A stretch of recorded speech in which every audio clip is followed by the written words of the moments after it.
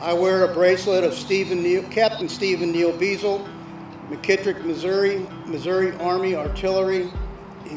On this October 28th, he will be listed as POW for 55 years. And I'll steal a sentence from our Veterans Museum. No one is gone until they are forgotten. They are referred to as POWs and MIAs, but we call them brothers.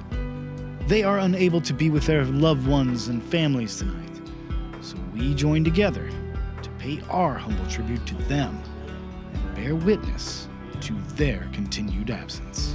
We will not rest until every sailor, airman, soldier, and Marine missing in the line of duty is accounted for. And we gather here this evening in O'Fallon to take part in that promise.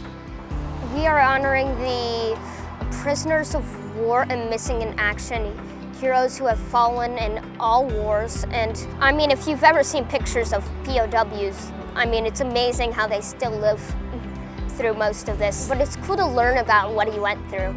That was just amazing. You know, you have the families of over 80,000 veterans who have not received closure.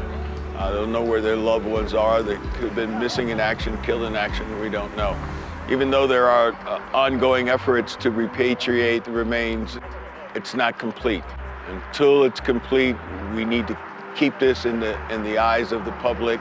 Because no person is ever left behind, and we always have to remember that. And it's so important to know that when you go over there and you serve, you know that there is always that possibility that you're going to die or you're going to become a prisoner.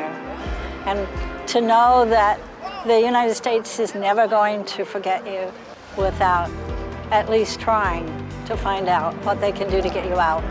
It's so interesting to listen to the people that were ex-prisoner of war and to hear some family members speak about their grandfathers or their fathers.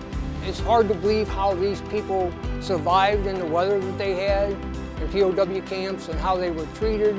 Most people just don't know what these people go through. This year's keynote speaker told the tale of her father, Glenn Harrison, a World War II pilot who was captured and imprisoned at the infamous Stalag Luft III. He and his fellow POWs braved sub-zero temperatures while malnourished and injured in the hopes of one day seeing their loved ones again. When they got to that first little village, one of Dad's dear friends, Joe Armstrong, said he just couldn't get up and go anymore. He was done. And my dad said, no, we're not going to leave you behind.